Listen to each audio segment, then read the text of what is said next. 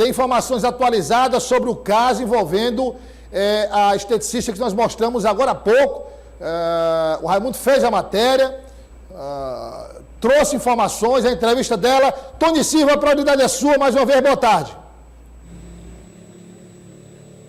Olá, Douglas Cordeiro, mais uma vez, boa tarde a você e a todos que nos acompanham. É exatamente isso, Douglas. O caso tem novos desdobramentos, o caso que chamou bastante a atenção, continua repercutindo muito, mas o jovem foi apresentado neste momento aqui no Departamento de Homicídios e Proteção à Pessoa, DHPP, a companhia dos dois advogados, Dr. Carlos Eduardo e também o Dr. Ismael Carvalho, que já estão aqui do nosso lado e que vão conversar conosco. Bom, doutor, os senhores apresentaram aqui o cliente, quais são as informações de momento que o senhor tem para nos repassar? Boa tarde e seja bem-vindo.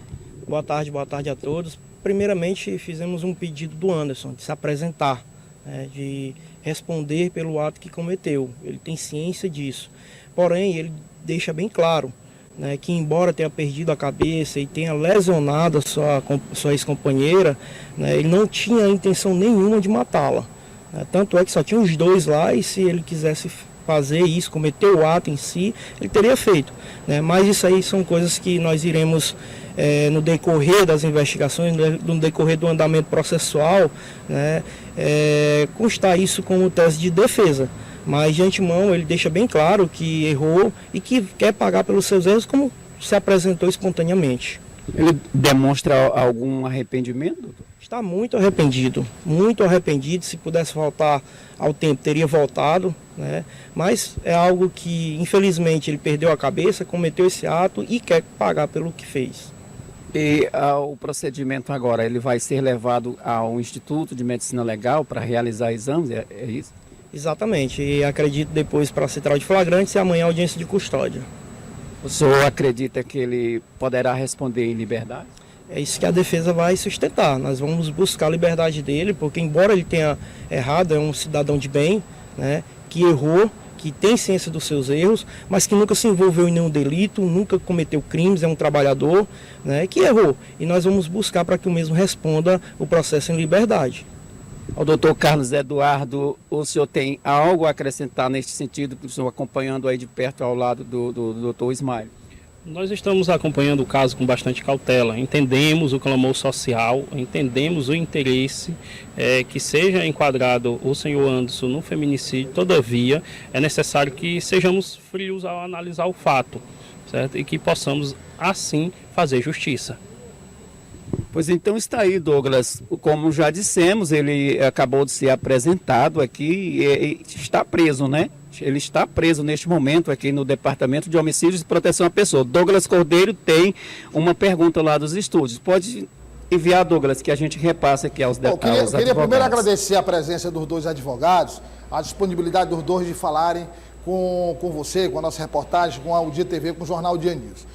O que eu queria saber do que ele relatou para os advogados, que disseram que ele está arrependido, que ele pudesse voltar atrás e que não pode voltar atrás, o que foi feito, o que está feito, não tem mais o que fazer. Agora é pagar. Bom, o que eu queria saber era o que exatamente ele relatou. O que é que ele relatou para os advogados que aconteceu naquele dia que ele quase mata a ex-mulher. O que de fato relatou? O que é que ocasionou esse ataque de fúria, Tony? Tá certo, nós vamos repassar aqui a pergunta ao doutor Ismael, o Douglas agradecendo ao doutor Carlos Eduardo, doutor Ismael, pela gentileza, pela presteza aqui com a nossa equipe. Agora ele pergunta se é possível, o que é possível o senhor nos dizer para os nossos telespectadores, o que de fato ele relatou teria ocasionado todo este descontrole? Bem, foi um momento de discussão. Nós não vamos adentrar nessa questão porque é algo de investigação ainda, mas acreditamos que tão logo o processo seja encaminhado para o judiciário, nós iremos se nos manifestar e expor com mais veemência o lado do Anderson. A mesma pergunta que eu fiz ao doutor Ismael, eu faço agora ao doutor Carlos Eduardo. O senhor também acredita que ele possa responder em liberdade, doutor? Sim, acreditamos, até porque o Código de Processo Penal ele é claro quando ele prevê que o sujeito que tem um endereço fixo, é trabalhador, bons antecedentes, enfim, responda um processo em liberdade, que é o caso que enquadra o Anderson. Ele não responde em nenhum processo, certo? Infelizmente cometeu a falha, réu primário. Ele não responde em nenhum processo, nos procurou e quis se apresentar e pagar pelo seu erro. Então está aí, Douglas. Agora a delegada que passou agora há pouco aqui, que está cuidando do caso, estão iniciando todo um procedimento investigativo.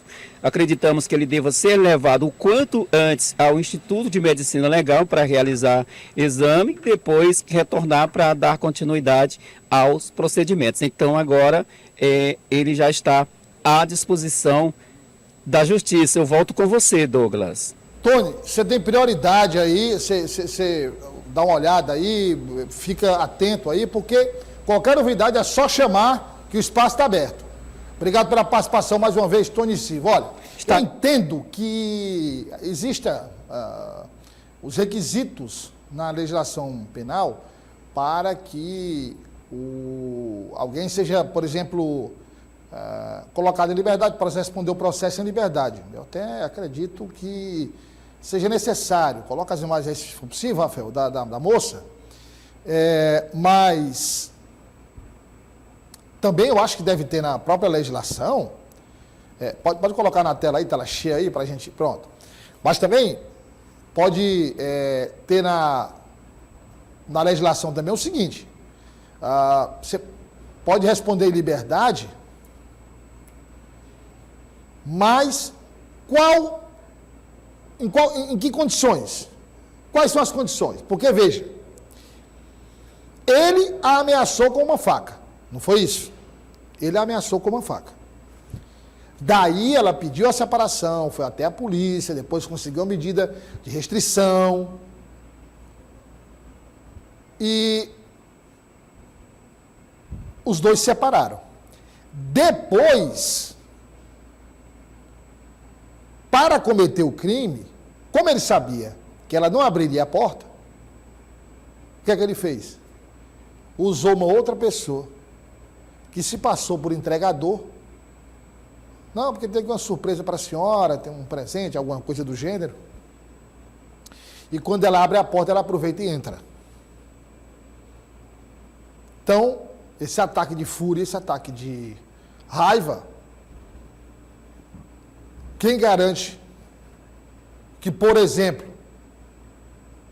ele não pode cometer de novo? Se ele tomar conhecimento que ela está com um novo parceiro, um novo namorado, que é direito dela, pode seguir a vida dela. E aí, neném? Quem é que garante?